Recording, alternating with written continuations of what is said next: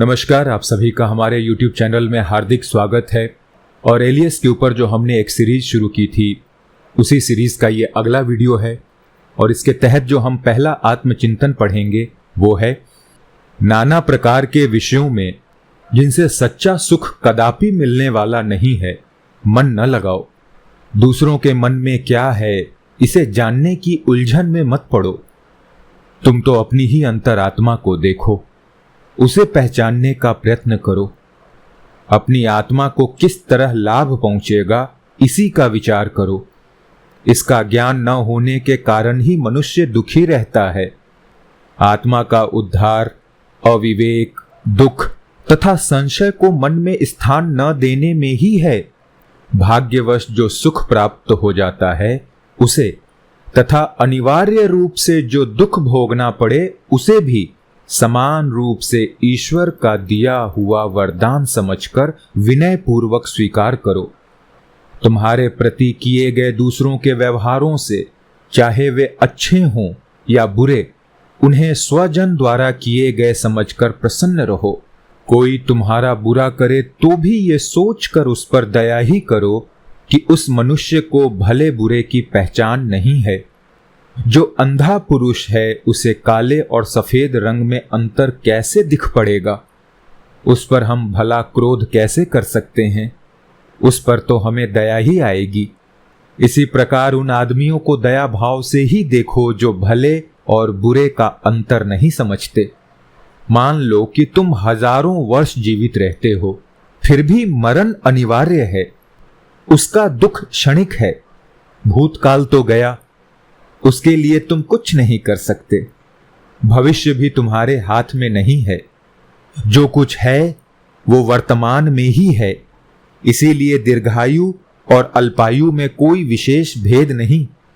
वर्तमान काल का परिमाण सबके लिए समान ही रहता है। ये समझ लो, संसार में हम जो कुछ भी देखते हैं सब बार बार होता ही रहता है। उसमें नवीनता है ही नहीं। इसीलिए देखी हुई चीजों को 100 बरस तक देखते रहो या 200 बरस तक, इससे क्या अंतर पड़ता है? अतः मरण से डरने और जीवित रहने की इच्छा रखने की आवश्यकता नहीं। सारी ही वस्तुएं हमारे उपयोग के अनुसार अच्छी या बुरी होती हैं। बाह्य वस्तुओं की स्वतः कोई शक्ति नहीं। वे हमारे मन ही के द्वारा अच्छी या बुरी बनती हैं। आइए अगला आत्मचिंतन पढ़ते हैं। इस संसार में बसे हुए असंख्य जीव और उसमें पाई जाने वाली निर्जीव वस्तुएं भी एक दूसरे के साथ कुछ न कुछ संबंध रखती ही हैं। उससे अपने को पृथक करना शरीर के फोड़े के समान है, जो शरीर के साथ रहते हुए भी उसके कार्यों में सहयोग न देकर उसे पीड़ा पहुंचाने का कारण बन जाता है। अपने आप को अन्य जीव राशि की अपेक्षा पृथक या विशेष कोटि में रखना आत्मद्रोह है। अपने निज के दुख से दुखी होना भी एक प्रकार से अपने को दूसरे से अलग समझने और जो पराशक्ति सारे जगत को चलाती है उससे विद्रोह करने के समान है। किसी से द्वेष रखना या किसी पर क्रोध करना भी अन्याय है। सुख दुख को समान रूप से न देखना, व्यर्थ सोच विचार करना, बिना किसी प्रकार के सिद्धांत के जीवन बिताना आत्मद्रोह है। जैसे राजा के शासन को हम सब मानते हैं, उसके कानूनों को पालते हैं, उसी प्रकार हर एक विवेकशील मनुष्य के लिए ये नितांत आवश्यक है कि वो इस संसार के ईश्वरीय न्याय का पूरा पूरा पालन करे। ये न्याय दुनिया की बड़ी से बड़ी राजनीति से भी बढ़कर है। इसका पालन न करने से वो ईश्वरीय राज्य का विद्रोही तथा आत्मद्रोही भी बन जाता है। आइए अगला आत्मचिंतन पढ़ते हैं। मनुष्य की आयु बीतती जाती है। जीवन नदी के प्रवाह की तरह है। मन को आकर्षित करने वाली सब वस्तुएं अस्थिर हैं। मनुष्य के विचार और भाव भी प्रायः अस्पष्ट ही होते हैं। शरीर अनित्य और नश्वर पदार्थों से बना हुआ है। भविष्य को भी हम समझ नहीं पाते। जीवन को एक सतत संग्राम या यात्रा ही कह सकते हैं। केवल ज्ञान से ही मनुष्य अंधकार के पार जा सकता है। आध्यात्मिक ज्ञान ही सच्चा ज्ञान है। आत्मा को विशुद्ध और राग द्वेष से बचाए रखना ही ज्ञान है। व्यर्थ या अनिष्टकारी चेष्टाओं से, छल कपट से दूर रहना ज्ञान है। कोई मेरे लिए ये काम करे, ये ना करे, ऐसी आशाएं न रखना ज्ञान है। किसी भी अवस्था में स्थित प्रज्ञ रहना ज्ञान है। सुख दुख से विचलित न होकर प्रयाण काल तक चित्त को शांत रखना ज्ञान है। मृत्यु क्या चीज है? ये शरीर पंचभूतों का बना हुआ है, उनके विच्छेद को मृत्यु कहते हैं।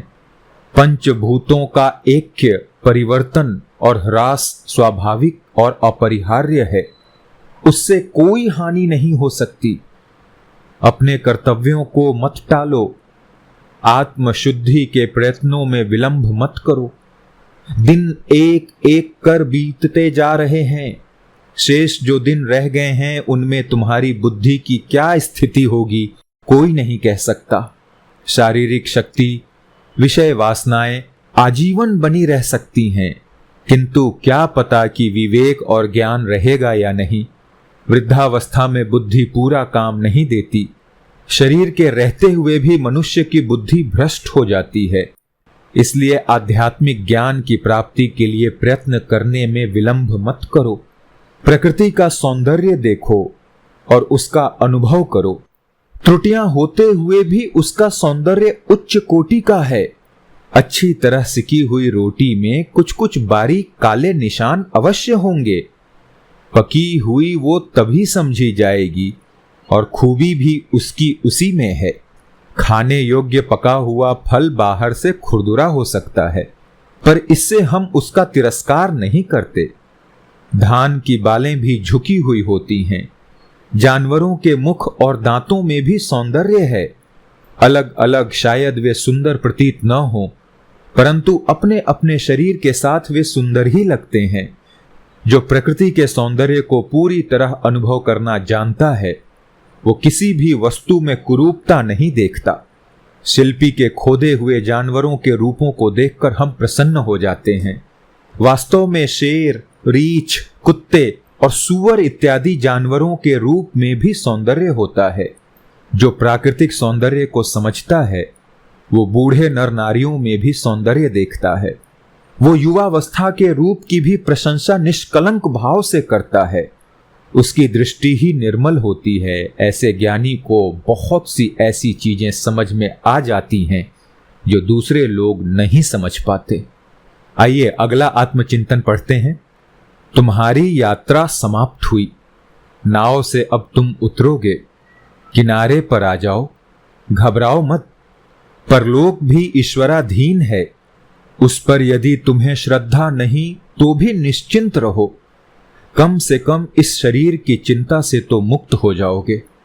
आत्मा नित्य वस्तु है, तेजोमय है।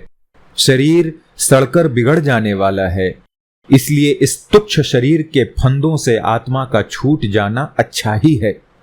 आइए अगला आत्मचिंतन पढ़ते हैं। मन से बुरे विचारों को निकाल दो। यदि तुमसे कोई पूछे कि इस समय क्या सोच रहे हो, तो सही सही जवाब दे सकने की दशा में रहा करो। दूसरों को बताने में संकोच हो तो ऐसे विचारों को मन में आने ही न दो। तुम्हारे सारे विचार दूसरों को लाभ पहुंचाने वाले, नेक और निस्वार्थ होने चाहिए। इच्छा, द्वेष, ईर्ष्या, काम आदि दुर्भावनाओं को मन में स्थान न दो। जो मन को वश में रखता है, जो शुद्ध विचार करता है, वही ईश्वर का सच्चा भक्त है। आत्मा तो परमात्मा का अंश है। सच्चा भक्त आत्मा पर सुख दुख का प्रभाव नहीं पड़ने देगा। राग, द्वेष, काम, क्रोध आदि के साथ लड़कर वो सदा उन पर विजय पाएगा। वो निष्काम कर्म करता रहेगा, पर हित में ही अपना कर्तव्य धर्म समझेगा। जिनका आचरण धर्म के विरुद्ध नहीं होता, उन्हीं लोगों की सराहना चाहेगा। जो ईश्वर का सच्चा भक्त है, वो दुराचारी, स्वार्थी मनुष्यों से दूर रहेगा। वो ऐसे आचार व्यवहार रखेगा जिनसे विश्व रूपी परमात्मा को अच्छी तरह समझने वाले और उन जगन्नियंता के नियमों का पालन करने वाले ज्ञानी जन संतुष्ट रहें। धन्यवाद। मैं अपना कुछ अनुभव बताना चाहूंगा। इन सब चीजों को पढ़ने के बाद भी कई बार मन तो विचलित रहता ही है, अगर आप यदि परेशान हैं अंदर से तो। लेकिन गौर कीजिएगा, जब आप इस तरह की चीजों को पढ़ेंगे तो इनमें से जो शब्द और जो भाव निकल कर आता है वो कहीं ना कहीं आपको थोड़ा बहुत आराम जरूर पहुंचाता है।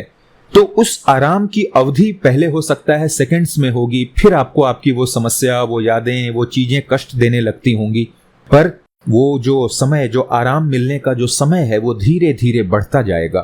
फिर वो एक घड़ी आएगी जब आप हमेशा परम आनंद में रहेंगे, और वो दुख तो बना रहेगा लेकिन वो उतना तीव्र नहीं होगा, वो उतना सताएगा नहीं। यदि आपको हमारे कंटेंट्स पसंद आ रहे हों तो डिस्क्रिप्शन बॉक्स में सोशल मीडिया लिंक्स दिए गए हैं, आप हमें वहां फॉलो भी कर सकते हैं। तो धन्यवाद, मुलाकात होगी अगले आत्मचिंतन में। जय हिंद।